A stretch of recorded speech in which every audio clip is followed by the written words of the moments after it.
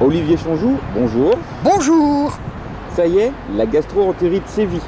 Mais au fait, c'est quoi une gastro-entérite? Alors, elle est aussi appelée intoxication alimentaire. C'est une inflammation de l'appareil digestif qui peut être à l'origine virale, parasitaire ou le plus souvent bactérienne.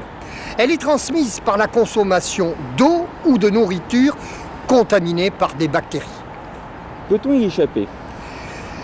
Oui, avec certaines précautions. D'ailleurs, dans certains pays comme le Japon ou les États-Unis, il y a moins ou peu de cas enregistrés.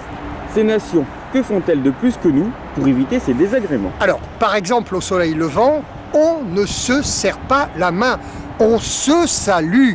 Et aux États-Unis, on se donne une simple accolade. Ainsi, on évite par simple contact de se transmettre le virus de l'un à l'autre. Alors, que faire pour éviter de se retrouver sur le pot? Oui, c'est marrant ce que vous dites. En période de gastro, évitons de se serrer la main ou de s'embrasser.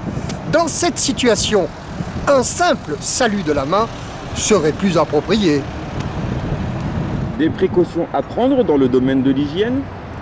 Bien sûr, car il faut savoir que 2 personnes sur 3, en sortant des toilettes, ne se lavent pas les mains ou si mal.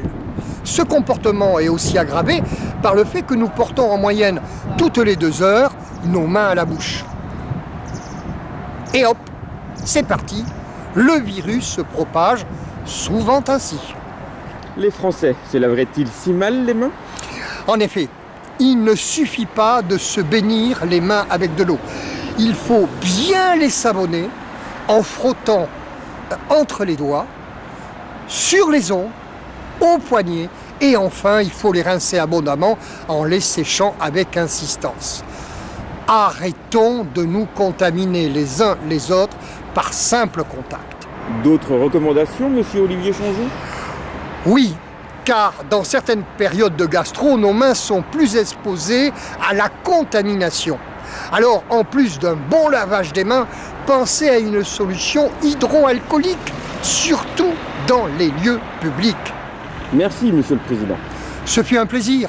N'oublions pas que la prévention, c'est l'affaire de tous.